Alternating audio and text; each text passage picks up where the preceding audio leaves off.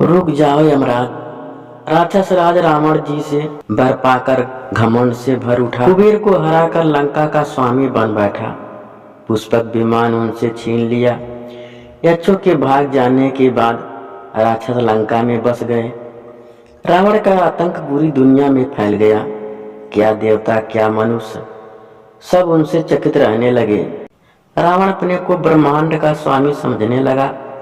उसे लोगों को सताने में बड़ा आनंद आता था। एक दिन वह पुष्पक विमान में बैठा विचरण कर रहा था। तभी बादलों के बीच जाते देवर्षि नारद जी दिखाई दिए। रावण ने उन्हें प्रणाम किया।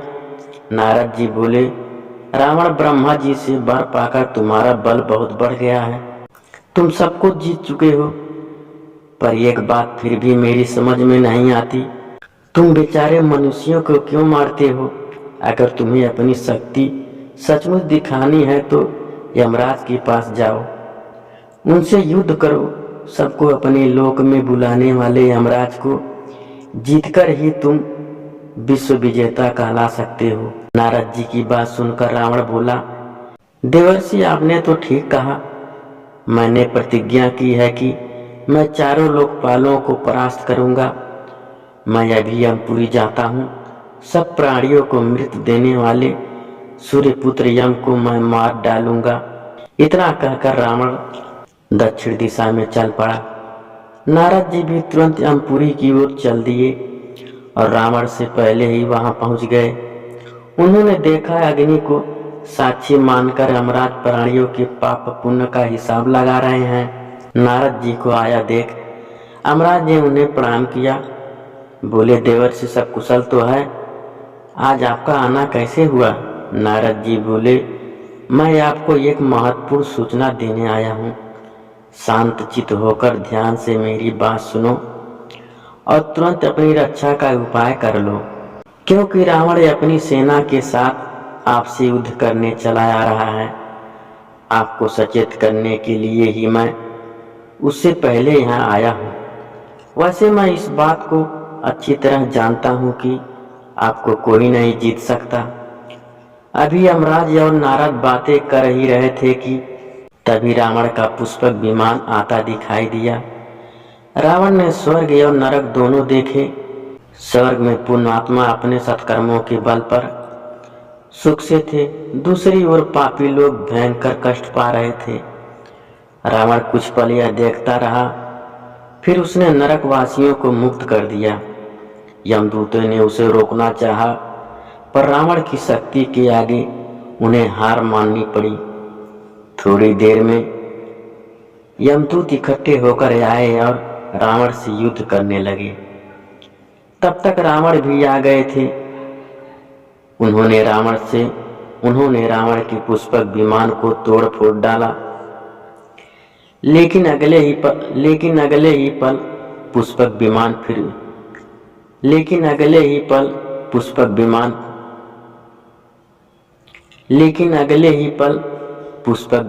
फिर पहले जैसा हो गया।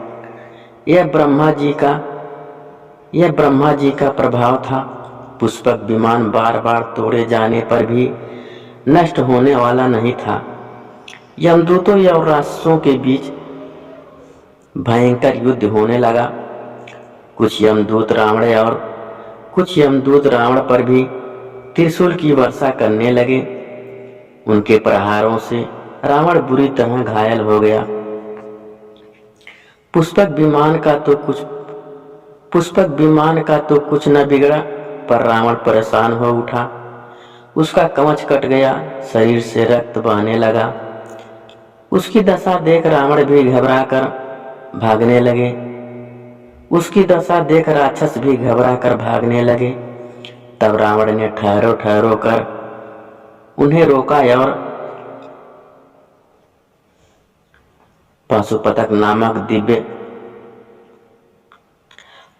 नामक दिव्य अस्त्र का संधान किया। छूटते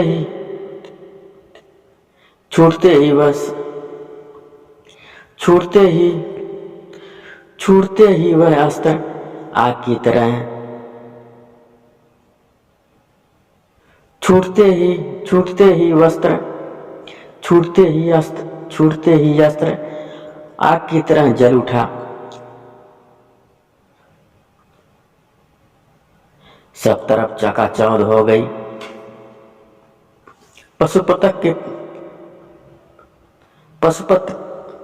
पशुपत के प्रभाव से यमराज के सैनिक धराशायी हो गए। एक भी न बचा।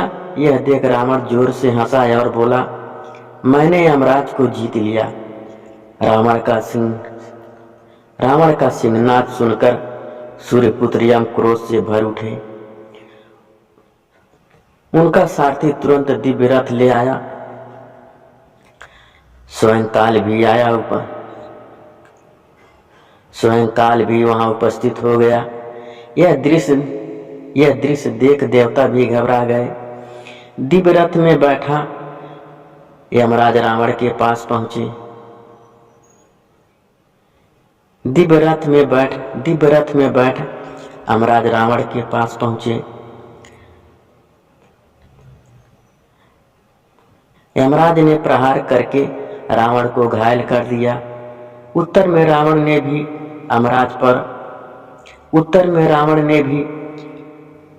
यमराज पर बाणों की झड़ी लगा दी। रावण समझ गया कि यमराज को जितना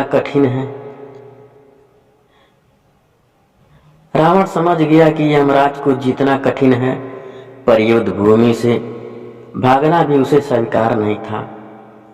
वह फिर से भयानक युद्ध करने लगा। इस पर काल ने कुपित होकर यमराज से कहा, आप मुझे अनुमति दें, मैं इस पापी को एक पल में मार डालूंगा। इस पर यमराज ने काल को रोका। बोले तुम ठहरो,